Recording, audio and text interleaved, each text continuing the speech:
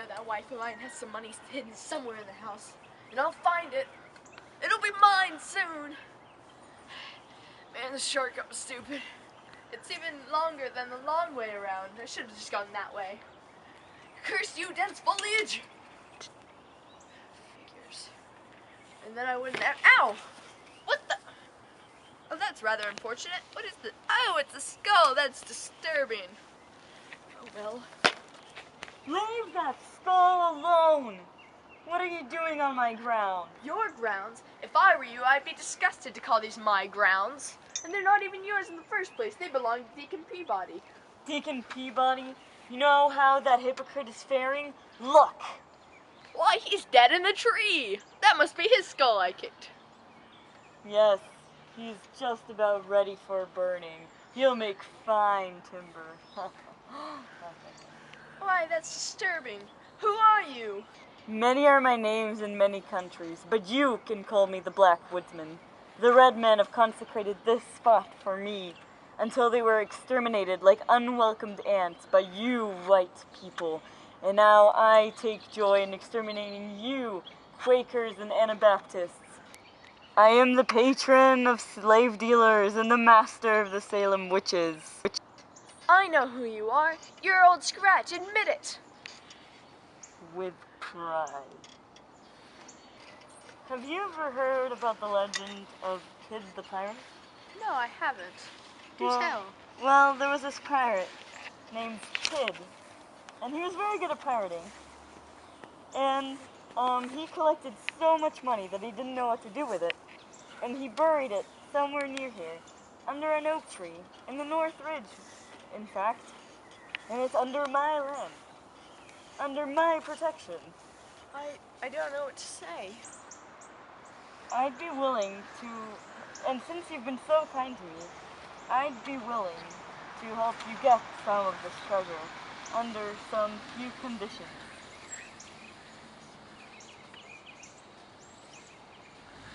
How do I know you're not pulling my leg? That's my signature.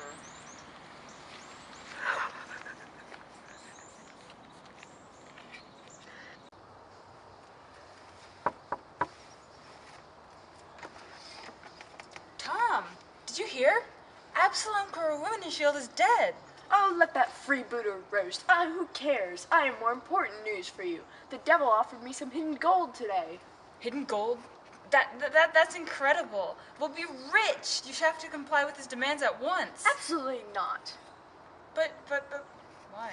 We'll be rich. Because you were the one that told me to do it. Fine then. I'll just earn the gold myself and keep it all for myself. Fine.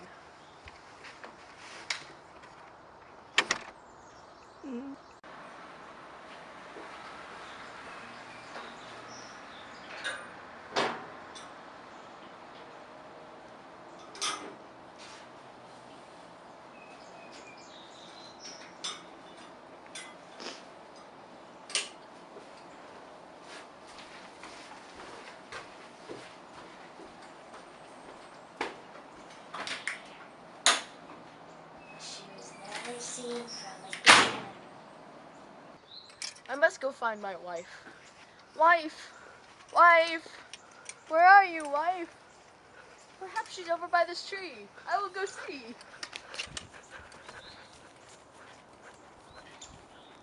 Wife! Wife! Where's my wife? There's a bag in the tree. Let's see if I can walk through this bush to find the tree and the bug thing.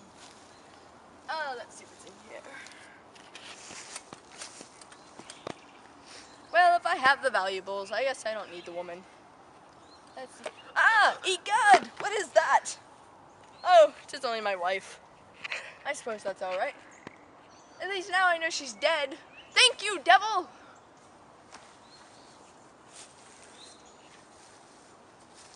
Hello, Tom. Old Scratch, old friend. I believe you owe me some money. All right, but only if you use it the way I tell you to. You must spend that money and buy a slave ship. What? I won't become a slave trader. Fine. then you shall become an usurer. Fine by me. Alright, then you'll open a new broker shop by next month. I'll do it tomorrow. And you'll charge the people by 2% a month. I'll charge them 4. And you'll drive them to bankruptcy. I'll drive them to the devil. Done. Well, I've been really successful these past years, all thanks to the devil. But I'm kind of afraid of what's going to happen to me now that I'm in a contract with him.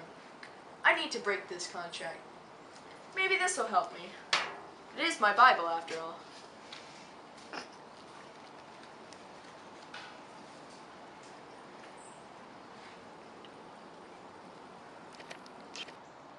Please, just give me a little more time. Charity begins at home. These are hard times. I must look after myself first. But you've made so much money off of me before. The devil may take me if I've ever made a single farthing off of you. Okay. Oh no, no, no.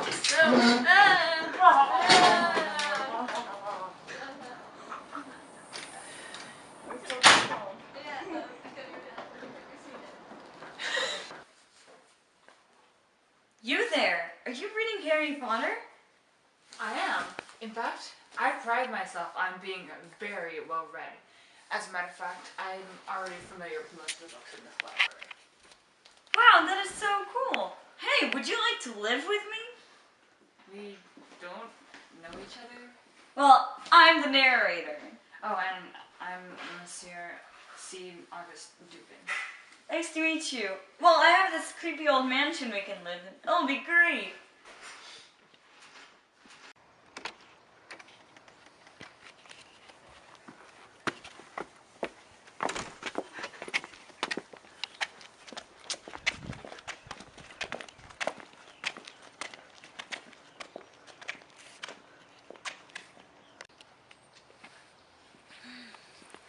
Yeah, he is kind of a little guy, I suppose. He'd probably do a lot better in the Yeah, I totally agree with you. Wait, how did you know what I was thinking? Oh, I'm just brilliant like that.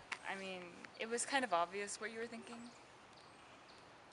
You fathomed my very soul. Oh, please. How would you do it?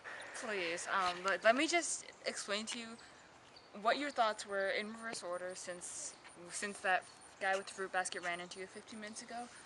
So you were thinking about Chantilly, Orion, Dr. Nichols, Epicurus, stereotomy, pavement stones, and then the guy with the fruit basket. So what happened was the guy with the fruit basket, he ran into you, and you tripped on the pavement stones. Which, of course, led you to think of stereotomy, since that was the kind of pavement that it was. And since I know you so well, I just know you can't think of stereotomy without thinking of Epicurus, and everything just followed from there. I don't think I kind of want to live with you anymore if you can read my brain. Extraordinary murders? I thought this sort of stuff only happened on TV. Oh, my poor fellow. It's a shame your mind isn't as brilliant and analytical as mine. Otherwise, you would understand. But this is incredible! Madame L'Espenning and her daughter Camille were killed in their house in the Rue Morgue. Camille was found dead in the chimney. Her mother was found mutilated and headless in the backyard. What else does it have to say? Well, apparently they were reclusive, and people rarely saw them. You know, kind of like us with the whole let's lurk in the house all day and have no visitors strategy. And there are a whole bunch of witnesses and people who knew them and everything. No need to read them aloud. I'll read them by myself and uncover the mystery with my amazing analytical ability. Since when were we solving a mystery? Never you mind. Well, we can't judge that much for ourselves at the moment. The Parisian police are cunning, but they can only do so much. I can't help but think that my incredible intelligence would be much better suited to the task, and I would be able to uncover more if I did my investigating. Wow, way to insult the professionals. We must investigate at once. They're accusing Adolf Levon of the murders, and I owe him a favor. Alright. Setting off. I could be doing anything I wanted to do right now, but instead, I'm stuck here. Shut up. You're distracting me from my detective work. God. Well, I know why the police are so confused. They can't figure out how the killer left the room. I mean, the front door was locked, and the only other exit was the chimney, and that kind of had a dead body stuffed up it. But still, I think I could probably figure out something. The difficulty in me solving this case is in direct ratio with the impossibility that the police considered the murder. By the way, I probably should have told you this earlier, but I'm kind of expecting the guy responsible for the murder to come through the door at any minute. What? No, it's okay. I promise I would have given you a pistol so that we could defend ourselves and everything. But, you know, teachers, faculty, they would have gone off the wall with, you know, us carrying guns. So we'll just have to use invisible guns instead. See? Alright. It'll be good.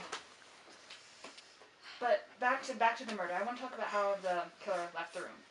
Okay, so both of the windows were nailed down, and so from the inside, so that he couldn't have opened it. So it's obvious one of the nails was broken, and then to get out from that window way up high, he would have had to, be really agile. So, based on all of this stuff that we've included. Based on my deductions, what do you think? Well, I know that all the witnesses heard a voice, but none of them could identify the nationality. Oh, that is an interesting thing, but I already know what to think of it. You know why? It's elementary, my dear. Don't say Watson. It was not technically invented yet. Oh, well, fine.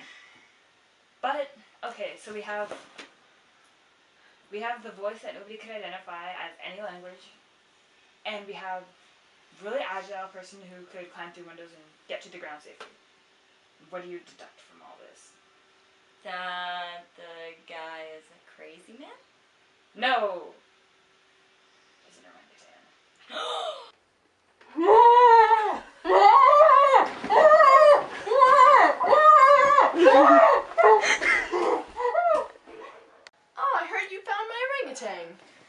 You!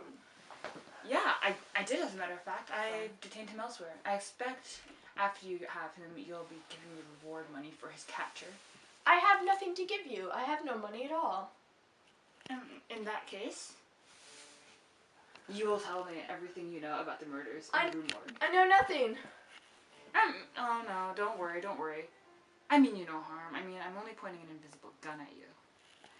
Okay, fine. So, I came home one day from work, and I have this orangutan, right? And I found him shaving. I mean, like Planet of the Apes, man. And he was just, so I got mad at him and kind of scolded him a bit and threatened him maybe some, and then he ran out, and then he went past the Rue Morgue, and I was a coward after he killed them, so I just let the others deal with it. I see. And once again, my brilliant analytical mind has solved the case, saved the day, all that stuff. Dun dun dun dun dun dun dun dun dun dun dun dun dun dun dun. Dun dun dun dun dun dun dun dun dun dun dun dun dun dun.